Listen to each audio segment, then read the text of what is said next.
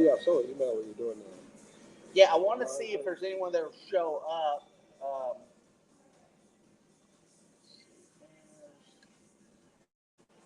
I think Paul Vasquez is in here.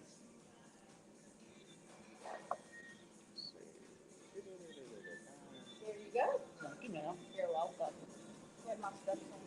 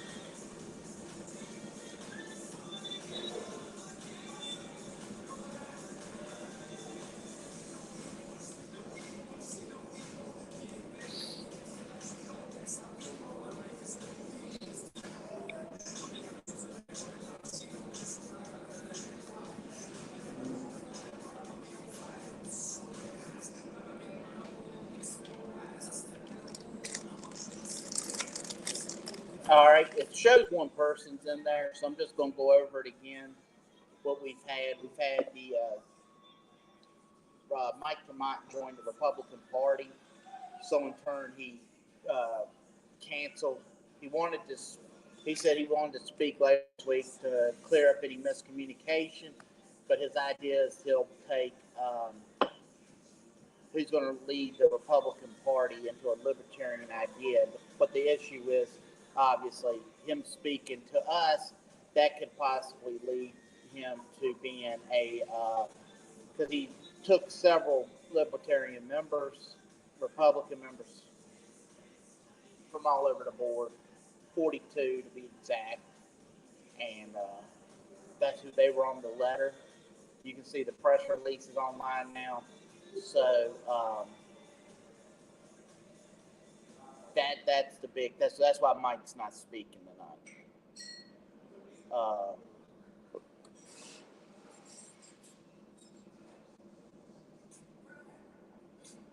Yeah, it still doesn't make sense. It seems like you'd want to recruit some more people if you could. Recruit people from here, or I guess those are the people he got to join the Republican Party. A lot of them are Libertarians. Some of them are Republicans. So they were asking for him to have him join, or he was trying to do it. So that's why Mike's not here tonight. I've talked to Steve Nikala. He's the chair of the LNC. He'll be speaking to us, I believe, I'm hoping next month. So he'll be online too. So if you're unable to make it here, you'll be able to see him online and take questions. He'll take questions. And I'm hoping to learn some from that. What else do we got? Then, of course, Angela McCarroll got in some trouble. She was the past chair. She was found to be guilty of her boyfriend, and I might be wrong, so you should definitely double check. But her boyfriend she hired her boyfriend to do some work for the LNC, and that goes against their rules.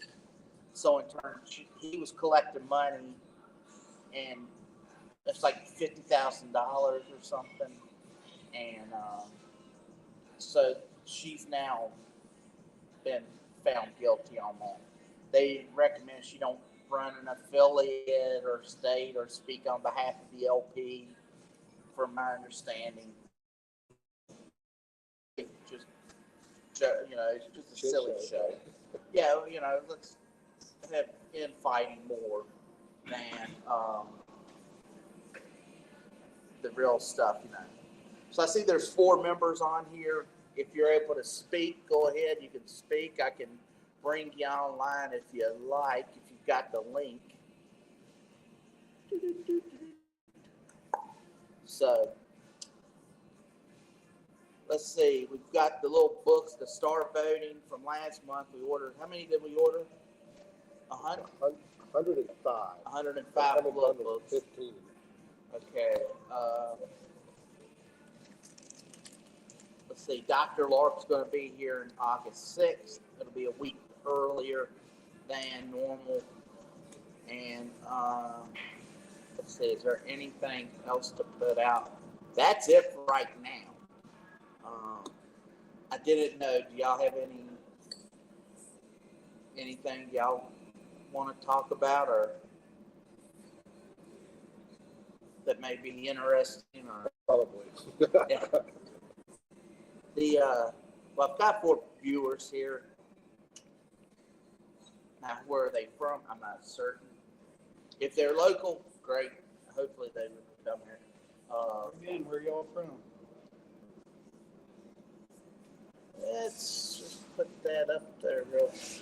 We got live chat function. Yeah, I can see the chat. I'll show you what it looks like here. So, there you go. So that's going to the YouTube channel. It's going to the X stream. And hopefully, now to stream to X, you've got to, I keep putting my hand in front of the camera. To stream to X, you got to be a premium. So that's $84. And right now, the RVL don't have the blue check mark, you know. But to stream live, you can do that. And then you can see, excuse me. So that right there is all the different little things. StreamYard's very simple to use. If you know, and you can stream to a lot of different places. So right now, like I said, hopefully we can get members to log in that can comment. You know, we can see different things. You know, and if they can't come here, we'll be able to see it. But especially with Steve and Kayla, or we have any guest speakers, we'll be able to see it. Good. So, I need to get a better setup too. I understand. Keep putting my hand in front of the camera. But be it here or there, we'll see. So are there any state or national actions that we want to try to influence at all? Or? Well, the Defend the Guard Act would still be available here in Virginia. And I need to find out, someone asked me, like, Defend the Guard is the president can't take the National Guard and send them to a war unless war's been declared by Congress. You know, as this week, Trump took the National Guard and sent them out in California. And it was asked of me, would that allow... it's the first time in, I think, 60 years that yeah. it's been done without the approval of the Right. Yeah. No, there's no guest speaker tonight, Paul. The reason being is because Mike Tremont canceled. He joined the Republican Party, and he's recruited several several Libertarians. He got some Republicans. He had 42 people on his list. So in turn, he asked not to speak, or he canceled until he could speak to us later this week to clarify any miscommunication, which is he's just recruiting Libertarians to join the Republican Liberty Caucus. Yeah. Well, I would have liked to hear his pitch. yeah, it was one of them things. Like I was telling Jason here, why am I going to give him a full floor to pitch to take my members? I'm already struggling hard enough, you know. So, you know, Well, I'd like to know his reasoning. Right. I guess I could. Convinced all these other people. If you're interested. That is what it is. you know, from another standpoint, I mean, everything that we're hearing about in the news is this big beautiful bill, and there's a lot of aspects to that. I've been actively campaigning for the Hearing Protection Act, the Short Act. I've been calling every one of every one of the committees, every one of the senators that I can. I don't tell them where I'm from. I'm just telling them that I'm a voter and I want them to support this or that, and I just keep calling everybody that's involved in that committee. On the other hand, big beautiful bill has got a lot of tax increases in it, and I think Ron Paul's got something right on that we need to stand against these tax increases that are indebting our country and indebting our kids and our grandkids. So there's a good side to it and a bad side to it, and I've been making phone calls to affect both sides of that, and I hope other folks can join me in that. Right. And I think would you agree with my stance on that? No, absolutely. I think that's, and right now, considering that we don't have any true, no one in office locally or statewide or nationally, I would definitely say let's pick the issue if that's what, and then call your, and you know they say that don't email if you handwrite the letter. Call the prefix was 224-3121. And if you write a letter, write the letter. Yeah, write it out. They'll actually respond to that. There's an organization that'll actually do that for you. Like you pick out the issue, and they will send a letter to the person. They will make it out. Aside from that, I've also had direct responses from back in the day McCain. I've had direct responses from Kane here in Virginia. I've had direct responses from other senators when I wrote my own letter instead of using a form letter. Right.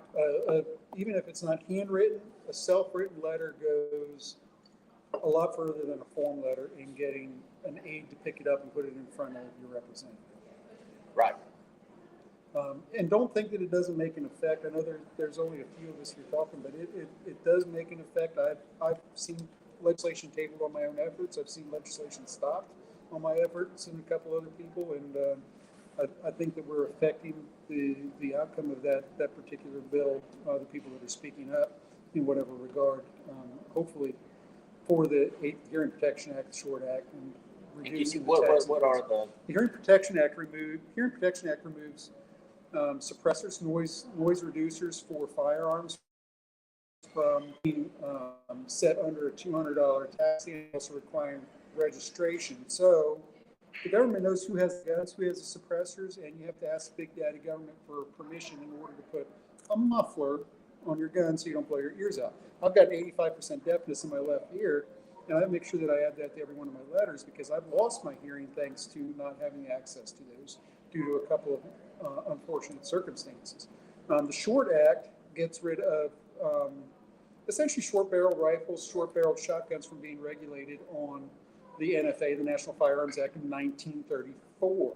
Both of these were recognized as being a tax act against a right, which we all know is not right. You can't tax speech, you can't tax voting, you can't tax your Fifth Amendment right, your Fourth Amendment rights, your rights to an attorney, any of those. But the Second Amendment has a tax levied against it in both of these regards. So the Short Act says that, you know what, there's in the NFA of 1934, there's a statement that says that any shotgun less than 18 inches of the barrel, measured from the tip of the barrel to the point that the breech face is reached, if you shove a dowel down it, or a rifle of 16 inches or less, is illegal. At the same time, we can have a pistol over 18 inches. We could have a pistol 20 inches if it's designed to be carried with one hand or fired from one hand. It's very arbitrary and was actually an oversight that was not removed in 1934 by the Congress and the senators at that point in time because they were trying to outlaw pistols altogether.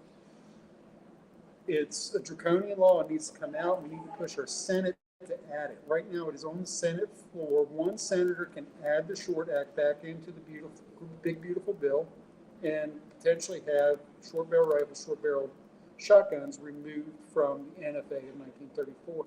That would leave us with only machine guns left to liberate from that situation and restore our Second Amendment rights to a point that we haven't seen in almost 100 years. Please call. Also, we have on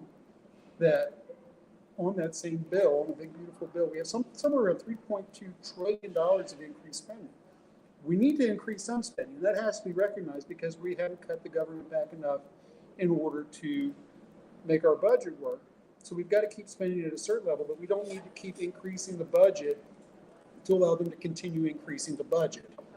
So that amount needs to come down and force some cuts. If we're going to have these Doge cuts, if we're going to have any of the other cuts that have actually been recognized, or force further cuts, that 3.2 trillion, or at least a portion of it, needs to be removed from that bill and not authorized for further spending. We don't need all of that to continue running the government, and it needs to be reduced in order to force the U.S. government to back off of what it's spending right now. So I would recommend two separate calls.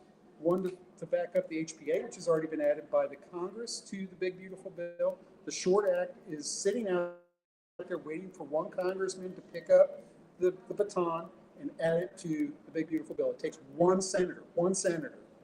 I'm calling every senator in the country that I've got time to. I'm calling every one of the committees that I've got time to. It only takes one senator to pick up that baton and add it to the big beautiful bill and get that through. In the meantime, we need to support Rand Paul, we need to support Massey, we need to support these other Republicans that lean into the libertarian side. I'm not saying go Republican, but we need to support those guys that are supporting the causes that support us also, and make sure that they try to back off some of this spending that's going on, because we're never going to get out of it. That's my soapbox for today, I guess, for the moment. All right, sounds good. So let me ask you guys, do y'all want me to ask Mike to come speak next month? If Steve does not want to speak, do y'all want to hear from Mike or mine? Sure. And that would be also anyone listening here. Would you like to hear from Mike or mine? If we'll see if there's anyone there. He's the one that joined the Republican. He was the one who was our VP candidate. Who, if y'all want me to invite him, I can invite him. If you don't would we let Rand Paul speak here? well, he's an I've always said that I will let elected officials speak, Democrat, Republican, Independent.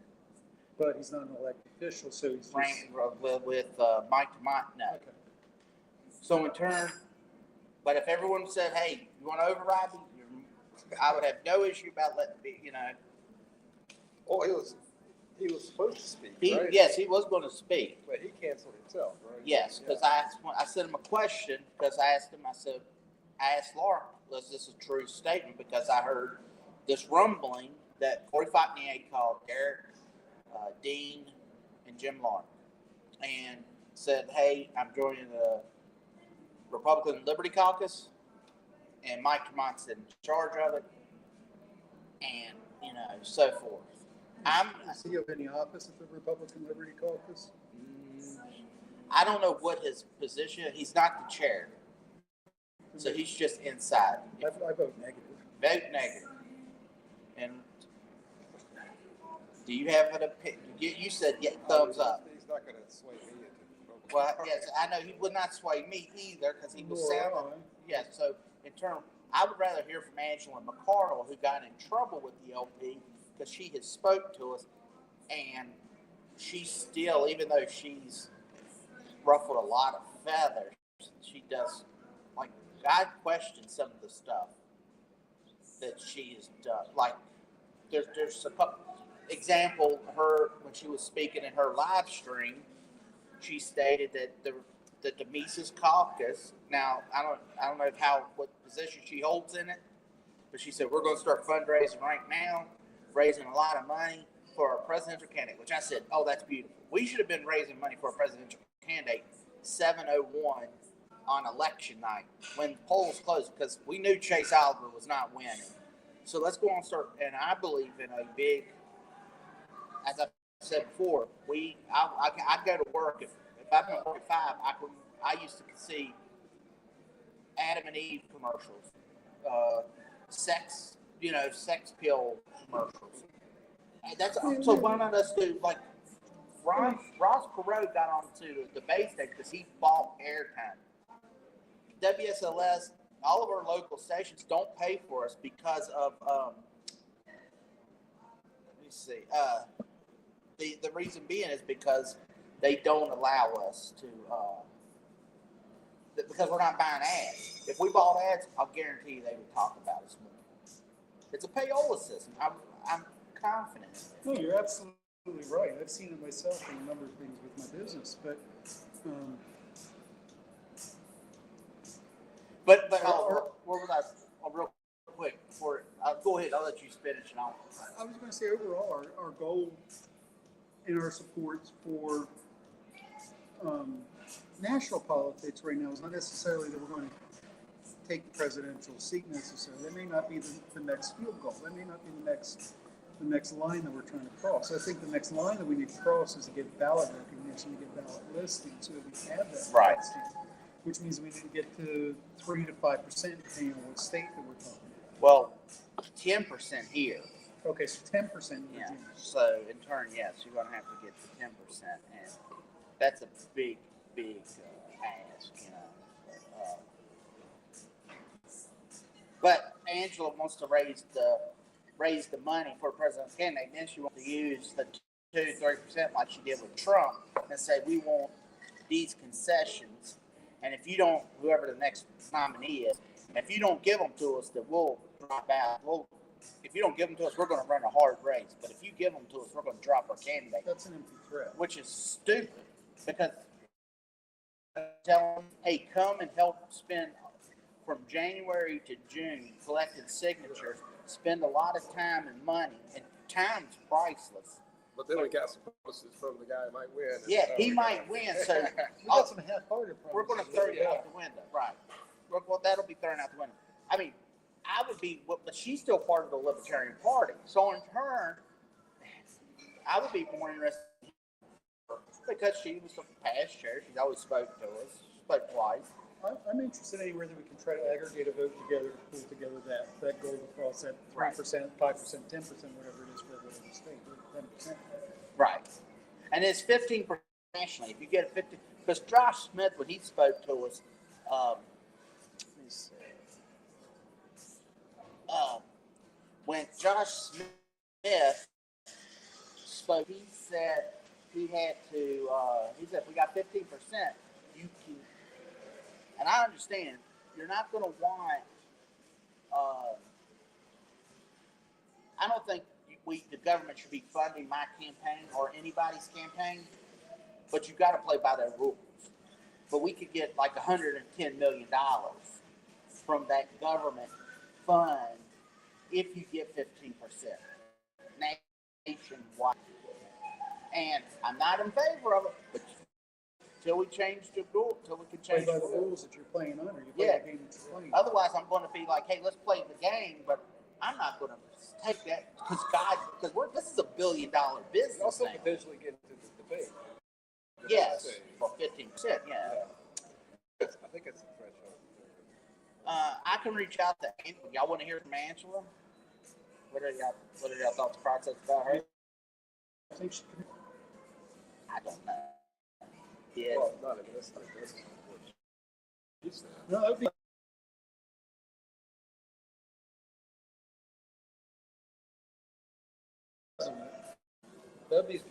She might be a hot potato too, but I mean, it's just still. I'm interested in thoughts, but I also don't want to sponsor somebody that's Right. sitting on the wrong side of the line. And still already.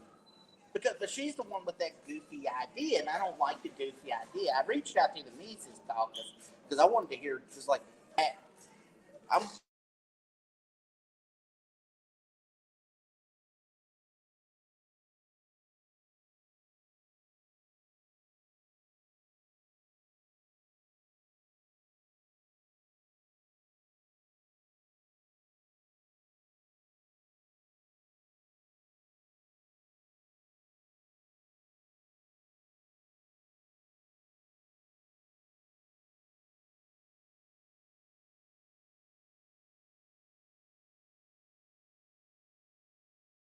well.